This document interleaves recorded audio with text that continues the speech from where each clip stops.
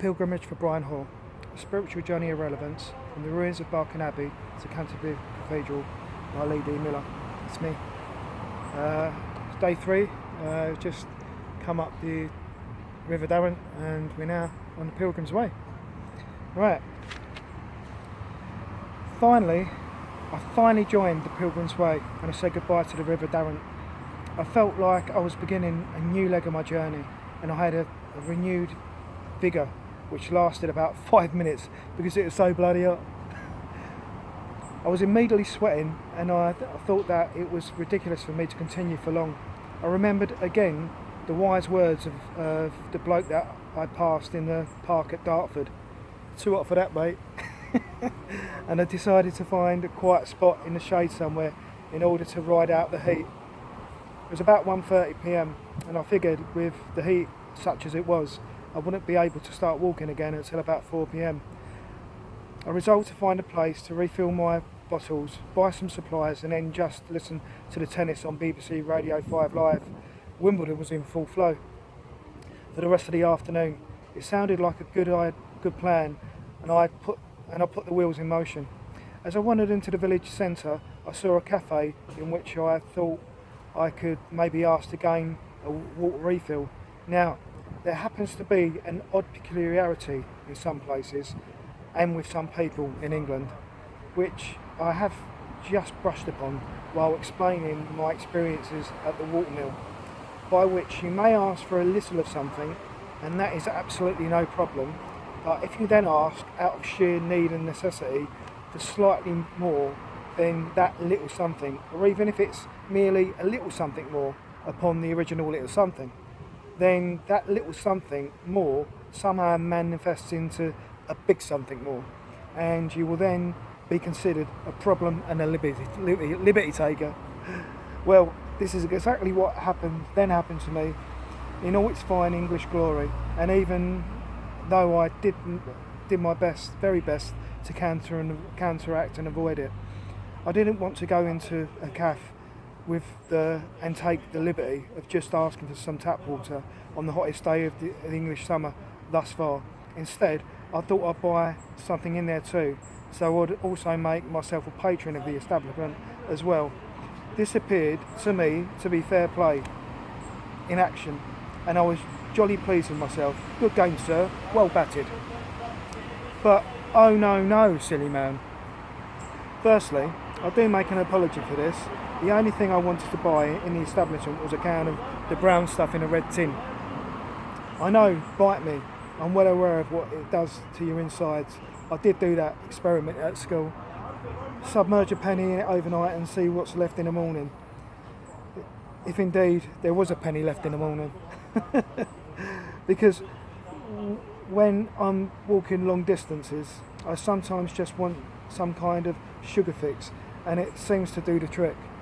I figured the sugar and the acid delight would be around 80 pence to £1, being in a cafe, but was shocked to discover when I got the drink and placed it onto the counter that the lady serving was asking me for £1.20. That's 60p back then in most shops. You having a bubble bath came to mind, and water or no water, patron or not, that was just a bit too much over the odds for me to even consider paying, and there was no way I was having that kind of liberty taken with me. You see, that English thing again. I went to walk out of the establishment without asking for the water, and the owner suddenly piped up and asked, "Are you going to drink it here?" I goes, "No," I replied, and she said, "Oh well, you can take it, have it for 80p then." "Oh thanks," I responded, thinking that was fair enough. I walked back to the counter and the assistant served me, apologising for not knowing the takeout prices because she was new, and that's fair enough. If you're drinking in the establishment, that's not a problem, you know. But I said it was okay, and then asked if she wouldn't mind filling my water bottles up with tap water, as I was on a pilgrimage to Canterbury and it was blooming hot outside. She smiled and then looked at the owner for authorisation. The owner then said, half jokingly, "How much do you think that should be then?" And I replied, 3/4 jokingly, "I don't know. How much does it cost?" She smiled and nodded to say yes to the assistant. The assistant saw the litre bottle I had in my hand and took it to refill while I opened up my backpack in order to get my other 2 bottles out. As she returned my filled bottle to me, I produced the other bottles and she gave me a funny look. "Oh, you want those filling up as well, do you?" she said in a suddenly agitated fashion. Well, yes, if you won't mind," I replied in a tone, "what's the problem?" The assistant looked at her employer once more, who now had a frown upon her face, but still nodded yes in order to authorise the action. The assistant took the bottles with a "you're taking a piss" look on her face and proceeded to refill them. I really didn't understand what the difference there was between filling 3 bottles from the tap to that of filling 1, but maybe there was a few seconds in it. And after all, this was England. Once done, I thanked them both, packed the bottles into my backpack, and then left the cafe with what felt like dirty looks following me out of the door. That was nice, I thought sarcastically. Otford is a very picturesque village, and the centre boasts a lovely village pond, which is the main focus of attention as you pass through. On the other side of the road, to the row of shops where I stood, was a green which hosted a bench under the shade of a tree. That's where I'm going to spend the afternoon, I thought, and went over to check it out. It was perfect, and I noted a traditional red public telephone box, which I planned to make a call home at some point too. There was also a beautiful church within view, and the whole scene was very pleasant. Before I did that, however, I wanted to visit a shop for some supplies, and was told that there was a mini market a short distance away. I followed the directions and discovered it. On the way back, I cut across a field which happened to house the last remains of Otford Palace. Otford Palace was once one of the residents of the Archbishop of Canterbury, and it apparently rivaled Hampton Court in terms of its size, its splendour.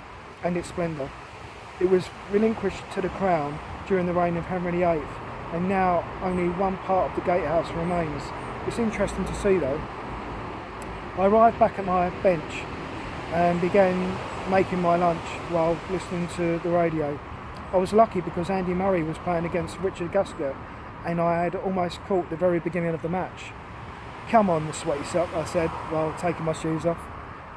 I know the English are the recipients of a lot of animosity from the jocks, but I didn't mind supporting a Scotsman. He was British after all, and someone from this island has got to win the Champions again one day. When I was younger, I used to dream that would be me. Well, at least for 2 weeks out of every year, and then it was back to dreaming about lifting the FA Cup at Wembley. "Come on, Murray," I kept muttering to myself as I ate my lunch and kept out of the afternoon heat. It was a truly magnificent day, but just not for walking. And I enjoyed my time there, in the shade, watching the world go by and listening to Wimbledon. Andy Murray did his job quite efficiently and was through to the quarterfinals. That was my cue to get moving again. It was, by then, around 4 o'clock. I collected my things and wandered over to the phone box and called home to check in and let everyone know how I was doing.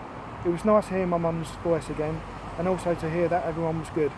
So after that, it was onwards and, as I was soon to discover, considerably upwards to join the North Downs Way. As I reached the outskirts of the village, I encountered my first sign for the Pilgrims Way, and it was a bit of a magical moment. I was now on the spiritual path that countless others had followed for a time immemorial, and I felt a sense of privilege that I was now joining their number. I really did feel a sense of the bygone there, a sense of the historic and of the ancient. It's hard to qualify, but the sensation certainly existed. Almost immediately I was heading up at an acute angle and really laying in to my ascent to the top of the North Downs. The higher I got, the more wonderful the view was, and as I peered back, I looked over Otford as I left it in my wake and saw beyond the hills of Kent and possibly Surrey. Top drawer, I thought. As I got to the top, I discovered through a gap in the trees a large Christian cross marked on the hill in the far distance. That's a nice touch, I thought. The path then meandered its way on and mostly level footing through a mixture of marvellous meadows and fields and wonderful woodlands and forests, until you come out to behold the magnificent sight of the valley containing Seven Oaks. I carried on and saw a Christian wooden cross on the edge of the hill, which was announcing itself to the entire area. I felt like it was time for another break, so I walked down towards it and sat within its vicinity. It was now a time before 6 o'clock, and the sun was well below its zenith in the heavens. It was now radiating its warm beams through a gradually clouding sky. I took in the remarkable scene, then took off my shoes and lay back to have a little doze. It was lovely laying there in the short grass and enjoying the last rays of the sun before the clouds drifted over to consume them.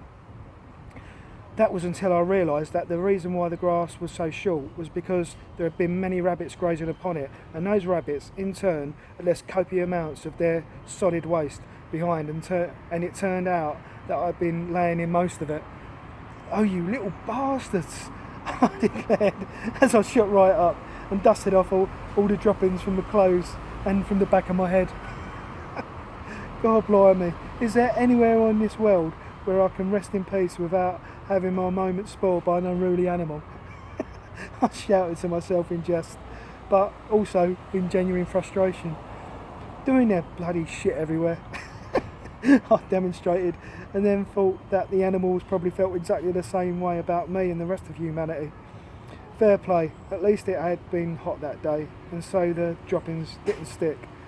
I tried to get comfortable in another spot, but the clouds were coming over, and the last of the warm sunshine had disappeared. It was now time for me to move on.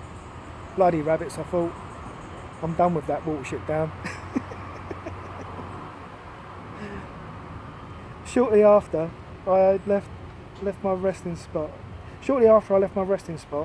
I met three middle-aged ladies coming along the path in the opposite direction. I say met, but I heard them a long way off first of all. They appeared to be having a whale of a time, and I could hear their laughter from afar. When I did bump into them, they were extremely jolly, and we stopped and talked for a while. I asked where I was going, and I told them, and then they told me their story. Apparently they've been doing the North Downs Way for a number of months, one day in one section at a time. And when they could all get together, they all lived in different areas and had an interesting system of organising their special days out together, so that no one would have to use public transport, and there would always be a car waiting for them at the end of the day's trek. We spoke about it for a short while, and then they asked me to work out how they managed to arrange their day. Do you fancy trying to work it out for yourself? It was pretty good, actually. Okay, here we go. How do you get three lovely ladies from their houses located in three different areas to the beginning of a path in another area, and collect them from the end of that path in yet another area, and take them back to their three separate houses using only two cars and with no other transport? You want to think about it? Now that's a question. Answers on a postcard to how did they do that competition? P.O. Box, I dunno.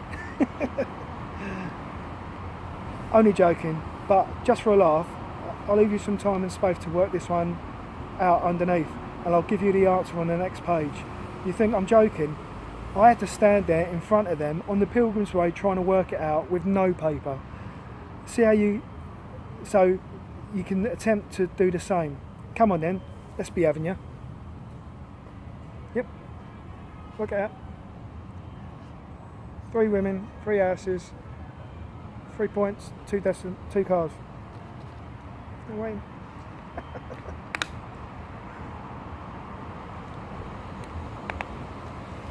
All right, I'll tell you. Okay, basically, lovely lady A would leave her home, point A1, okay, being technical here, and collect lovely lady B from her house, point B1, and meet lovely lady C at rendezvous point 2, RVP2.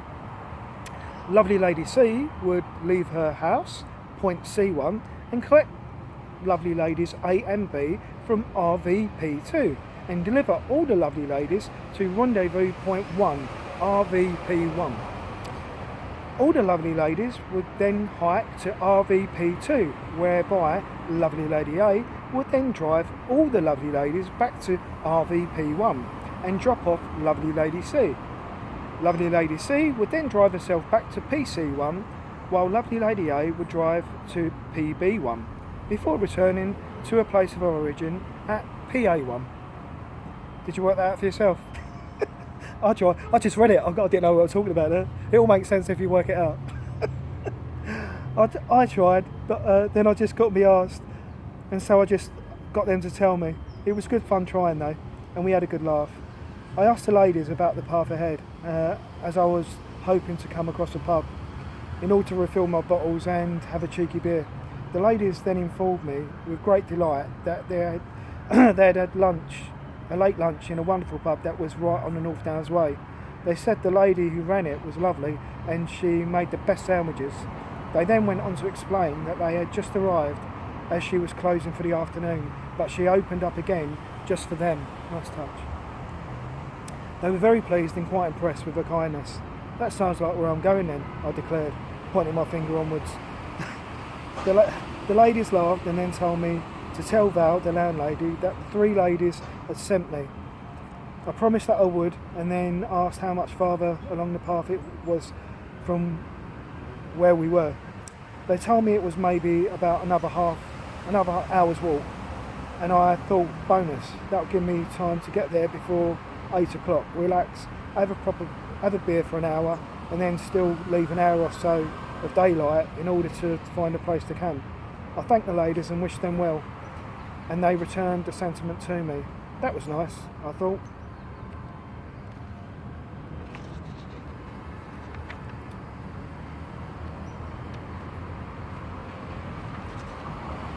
Right, I think I'm going to leave that one there. Yeah. Thanks, Brian. God bless. What's love?